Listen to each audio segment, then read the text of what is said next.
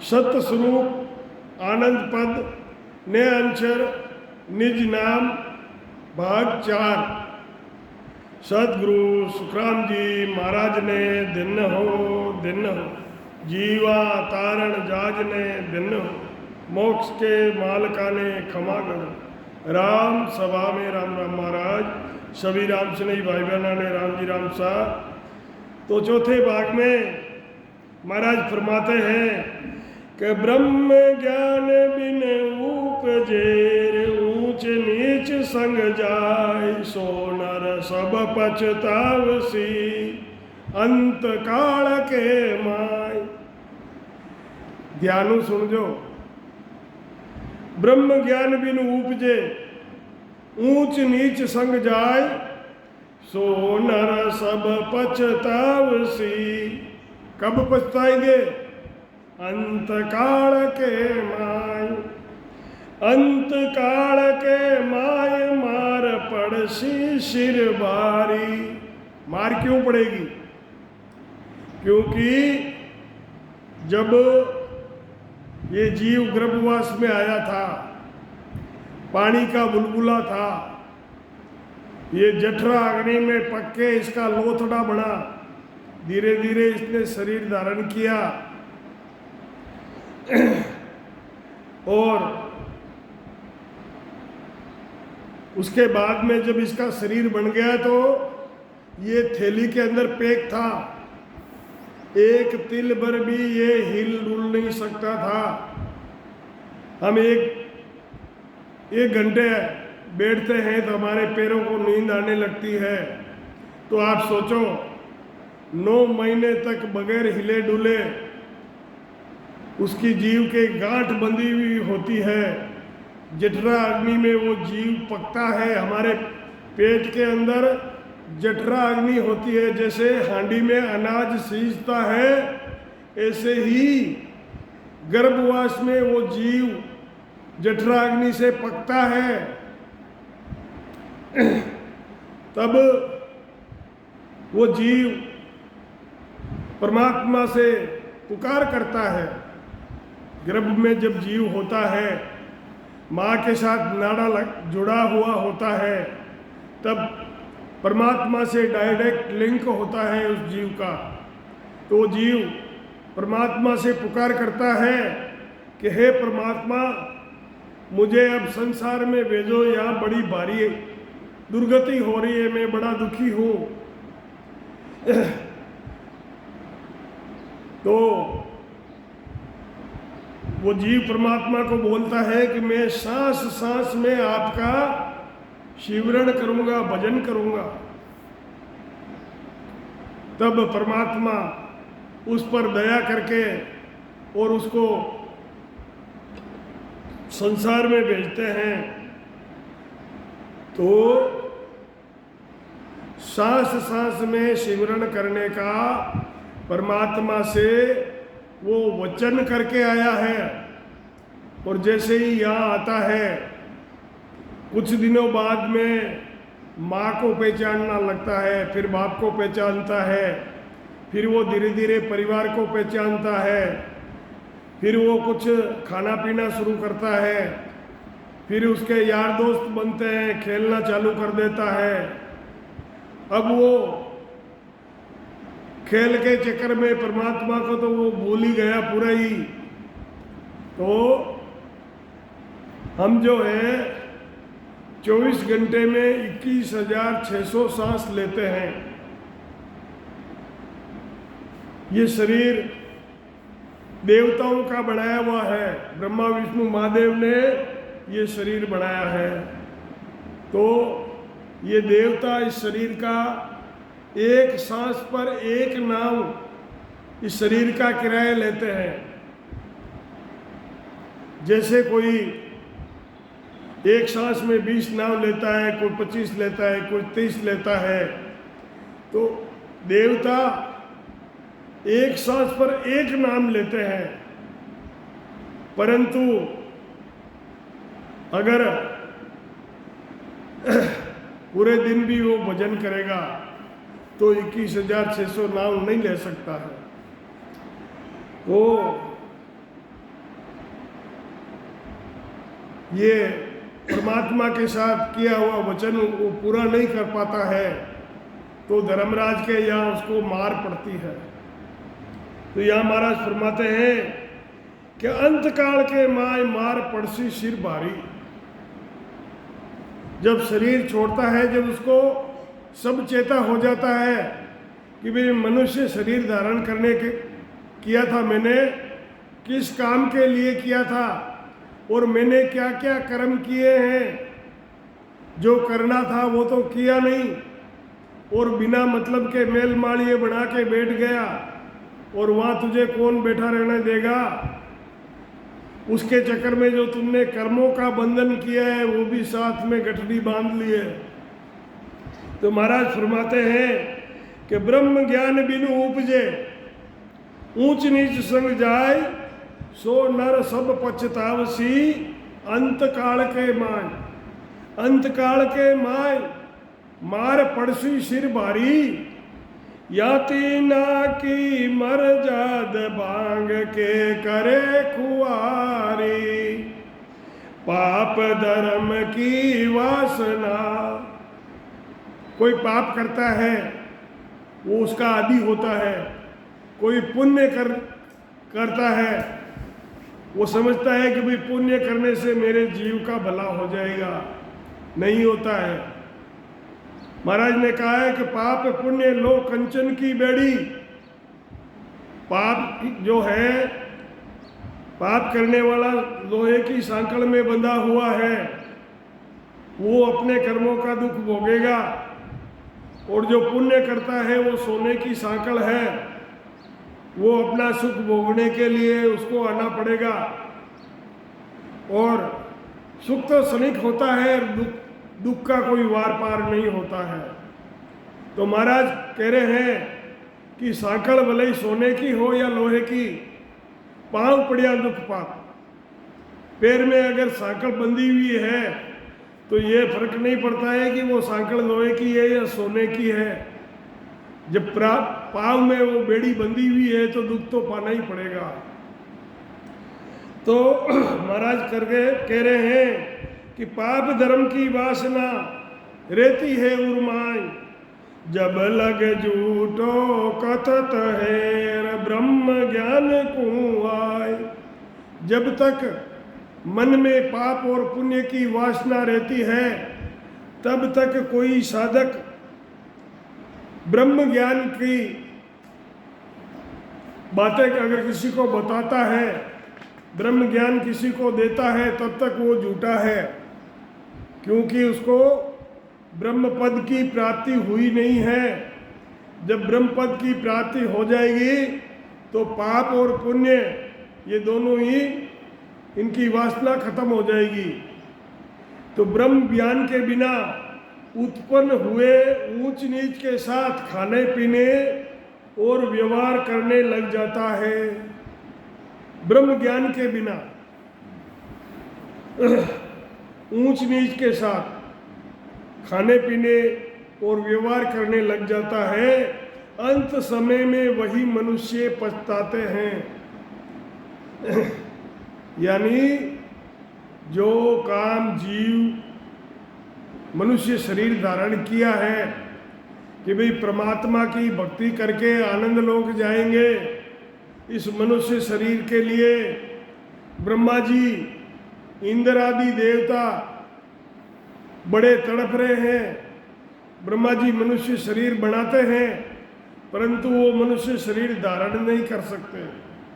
अमर लोक जाने का रास्ता सिर्फ यहीं से होता है और कहीं से जीव ब्रह्म से ही साधन करके अमर लोक जा सकते हो। तो महाराज फरमाते हैं कि ऊंच नीच यानी अनंत दूसरी कितनी भक्तियां हैं, साधन हैं, योग हैं, उनके साथ जाकर मनुष्य अमर लोक नहीं जा सकता। अंत समय में वही मनुष्य पछताएंगे और सिर पर भारी मार पड़ेगी उन्हें, क्योंकि वो भजन करके अमर लोक जाने के लिए आए थे और परमात्मा से सांस और सांस में भजन करने का वादा किया था। ब्रह्मा विष्णु महेश इन तीनों की मर्यादा नष्ट करके अपनी खराबी कर रहे हैं। इनकी मर्यादा, जैसे कोई कमाऊ बेटा होता है, वो कमाई करता है तो सबको ही अच्छा लगता है, सबका प्यारा होता है। तो जैसे सदगुरु धारण करके और जो सत्सबद की साधना करता है, तो साधना करने से उसे प्रेम प्रकट होता है। प्रेम प्रकट होने से सत्सबद की जागृति होती है। वही शब्द बंकनाल में जाता है, तब रोम रोम ररंकार होता है, नाड़ नाड़ रू रू तक वो शब्द पहुंचता है। हमारे शरीर में 3.5 करोड़ रोमावली है। जो ये रोमावली है ये 3.5 करोड़ है। जब हम 20 बार राम एक सांस में 20 नाम लेते हैं और 20 नाम ये रोमावली लेती है, तो ये 3.5 करोड़ है। 3.5 करोड़ को 20 से गुणा करोगे तो 70 करोड़ नाम बनते हैं एक सांस में। एक सांस में कितने नाम बनते हैं? 70 करोड़। तब ये जो एक सांस पर एक नाम, ये जीवों के ऊपर कर्जे का ढेर यानी पहाड़ बना हुआ है। जो आपने चुकता कर दिया वो तो जमा हो गया, परंतु जो नहीं लिया नाम वो आपके खाते में बकाया में लिखा हुआ है और उसकी सजा भुगतनी पड़ती है। तो महाराज फरमाते हैं कि तीनों की मर्यादा, जब कोई संत जो होता है, सत्सबद की साधना करने वाला होता है, वो भजन करता है, तो उसके एक सांस में 70 करोड़ नाम बनते हैं। अब उसके खाते में तो पहाड़ लग रहे हैं। उसके पास ये शब्द रूपी पूंजी की कोई कमी नहीं है, क्योंकि एक सांस में उसके 70 करोड़ नाम बन रहे हैं। तो जैसे खाते में से किसी को चेक दिया है तो वो खाते में से कट जाता है, ऐसे ही जो ये देवताओं के नाम हैं वो आपके खाते में से कटते रहेंगे, तो उसमें देवता भी राजी होते हैं। अभी किसी से हम व्यवहार करते हैं, किसी से उधार लेते हैं और उसको समय पर दे देते हैं, तो देने वाला भी खुश और लेने वाला भी खुश। तो ऐसे ये जो सत्य शब्द राम नाम की जो भजन करते हैं, इसमें सरगुण और निर्गुण दोनों नाम इकट्ठे हैं। तो इसमें देवता भी प्रसन्न है और परमात्मा भी प्रसन्न है। तो महाराज फरमाते हैं कि ब्रह्मा विष्णु महेश इन तीनों की मर्यादा नष्ट करके अपनी खराबी करते हैं। जब तक हृदय में पाप और धर्म की वासना रहती है, किसी को पाप करने का आदी होता है, कोई पुण्य करने का आदी होता है कि भाई पुण्य करूँगा तो मुझे पुण्य होगा। तो जब तक वो वासना रहती है तब तक ब्रह्म की उसे प्राप्ति नहीं हुई है। वो झूठ कहता है कि हमको ब्रह्म की प्राप्ति हो गई है। जब तक पाप और धर्म की जो उसके हृदय में वासना रहती है, जब तक उसको ब्रह्म पद की प्राप्ति नहीं हुई है। न ब्रह्म ज्ञान तब साच विष अमरत समझाणो। ब्रह्म ज्ञान सच कब है? जब विष और अमृत को एक समान समझे। ब्रह्म ज्ञान तब साच विष अमृत सम जाने, दोनों को बराबर जानता है।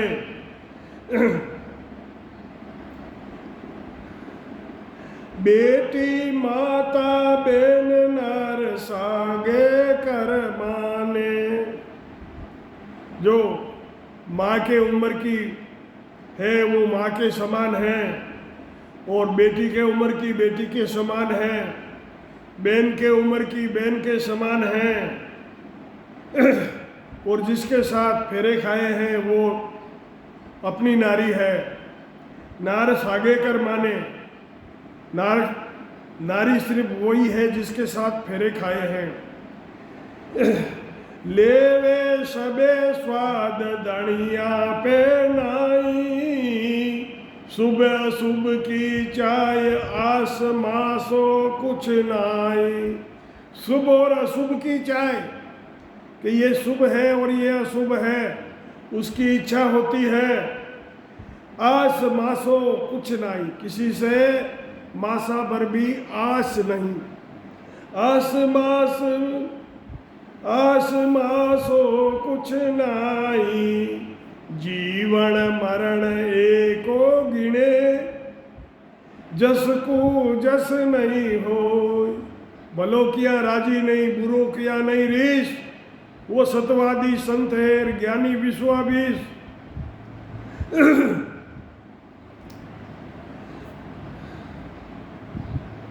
ब्रह्म ज्ञान सुख राम के, आस मासो कुछ नहीं। जीवन मरण एको गिणे, जस को जस नहीं होय। ब्रह्म ज्ञान सुख राम के, वाके उर घट होय। ब्रह्म ज्ञान उनके हृदय में होता है। ब्रह्म ज्ञान जब सच्चा समझा जाता है, जब वे जहर और अमृत को दोनों को बराबर समझता हो। बेटी माता बहन और स्त्री को बराबर मानता हो, सब में नारी है। ऐसा नहीं है कि ये तो मेरी माँ है, ये स्पेशल है, और ये बेटी है, ये उससे कम है, और ये बहन है, उसमें रिश्ते में कुछ फर्क है। तो महाराज फरमाते हैं कि बराबर मानता है, सब रिश्तों का आनंद लेता है, परंतु अपना स्वामित्व नहीं समझता है कि भाई ये मेरा है। अच्छे और बुरे की चाहना बिल्कुल नहीं रहती है कि भाई शुभ कर्म करूं अशुभ कर्म करूं, वो मामला सब समाप्त हो जाता है। फिर 10वें द्वार में जितने ही करोड़ों जन्मों के जो संचित कर्म होते हैं, कुछ कर्म तो हमने भोग लिए होते हैं, उसमें अच्छे कर्म भी होते हैं और बुरे कर्म भी होते हैं। तो कुछ तो किसी का सुख भोग लिया और किसी का दुख भोग लिया, जो बाकी बच जाते हैं वो हमारे 10वें द्वार में इकट्ठे होते हैं, संचित होते हैं। तो जब शब्द 10वें द्वार पहुंचता है, तब वो जो संचित कर्म के पहाड़ लगे हुए होते हैं, वो क्षण भर में ही जलकर उनका राख हो जाती है, और दूसरे कर्म उसको फिर लगते नहीं हैं। ये सत शब्द का पराक्रम है। दूसरे कर्म उसको लगते नहीं है, क्योंकि एक तो उसकी बुद्धि शुद्ध हो जाती है, बुरे कर्म वो करता नहीं है, और जो अनजान में होते हैं वो कर्म उसको लगते नहीं है। तो महाराज फरमाते हैं कि अच्छे और बुरे की चाहना बिल्कुल नहीं रहती है, उसमें अच्छा हो या बुरा हो क्या फर्क पड़ता है। महाराज फरमाते हैं कि ब्रह्म ज्ञान उनके घट में प्रकट हो जाता है। करे जात में ब्याव बहन बेटी परणावे, दसे सरपतन आय सोच चिंता मई लावे। तब लग झूठो कथत है मुख सु ब्रह्म ज्ञान, आप जात में फंस रहो देओ राखू ज्ञान। आप तो जाति के अंदर फंसा हुआ है और दूसरों को ज्ञान दे रहा है। बहन व बेटी की शादी ब्याह अपनी जाति में करता है और उसे शरीर में सर्प आकर डस जाता है, तो मन में सोच करता है, चिंता करता है कि अब मर जाएंगे, तब तक उस मृत्यु से डर लगता है, जब तक मुंह से झूठ ही ब्रह्म ज्ञान की बातें करता है।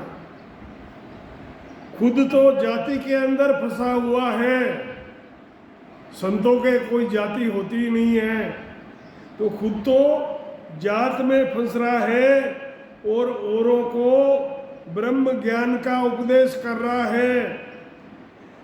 महाराज फरमाते हैं, बालक ब्रह्म स्वरूप है। जब तक बालक है, जब तक वो ब्रह्म का रूप है, बालक ब्रह्म स्वरूप है। भर जो बन में जीव, जवानी में वो ही जीव बन गया, क्योंकि वो कर्म करने लग गया है। जब विज्ञान प्रकाशियो तब सिमरत के शिव। जब उसने सद्गुरु धारण करके सत शब्द की साधना शुरू की और ये विज्ञान प्रकट हुआ, सत शब्द की जागृति हो गई, तब समरत के शिव वो परमात्मा रूप बनता है। तब समरत के शिव दसों तीन दशा तीनों इण पाई। कहते हैं जो खेजड़ी होती है वो बालकपने में बालकिया कहलाते खेजड़ियों, और बर जौबन में वही खेजड़ी, और जब वो बूढ़ा होता है तो खेजड़ा कहते हैं। तो तीन अवस्था होती है, बालकपणे बालकियों कहलायो, और बर जौबन में जीव, बुढ़ापे बूढ़ो कहलायो, और सांवरो सारी बात सवारी। इसी किसी ईद के या माए सोज कहिए मुझ भाई। इसमें ईद की अवस्था कौन सी है? सुखराम कहे पद तीन येर लेने वारो जीव। ये तीनों ही पद जीव लेता है। बचपन में बालक होता है, बुढ़ापे जवानी में जीव होता है, और जब सत शब्द की साधना करके शब्द को प्रकट करता है तब वो ईश्वर रूप परमात्मा रूप बन जाता है। बालक रूप ब्रह्म है बर जो बन में जीव। महाराज फरमाते हैं कि बालक ब्रह्म के समान है। कहते हैं ना टाबर भगवान जड़ो है, तो बालक उसके मन में कपट कुटलाई नहीं होती है, तब तक वो ब्रह्म के समान है और ब्रह्म का ही अंश है, ब्रह्म लोक से ही आया है, तो वो ब्रह्म के समान है। और जवानी में कर्मों का बंधन करता है, जो कर्म करता है उसका बंधन लगता है, तब वो जीव कहलाता है। जब ज्ञान का प्रकाश होता है, जब उसे ज्ञान का प्रकाश होता है तो वो शिव ब्रह्म होता है। जीव जीव ब्रह्म और शिव ब्रह्म ये तीन पद है। एक तो जीव का पद है और एक जीव ब्रह्म है और तीसरा शिव ब्रह्म है। तीन पद है, ये तीनों दशा आत्म चेतन के अंदर है। तीनों पद आत्म ब्रह्म के पद के अंदर ही है, क्योंकि ये आत्मा ही ये तीनों पद धारण करती है। इन तीनों में कौन सी इदक है, शोध कर बताओ। महाराज फरमाते हैं कि इन तीनों पदों को लेने वाला जीव ही है। बचपन में बालक होता है, फिर जीव कहलाता है, फिर इसे शिव ब्रह्म की उपाधि पदवी मिलती है जब वो साधन करता है। बालपने में जीव ब्रह्म और बालकपने में ब्रह्म और जवानी में जीव है। सदगुरु सुखराम जी महाराज ने दिन हो राम सभा में राम राम महाराज, सभी राम स्नेही भाई बहना ने राम जी राम सा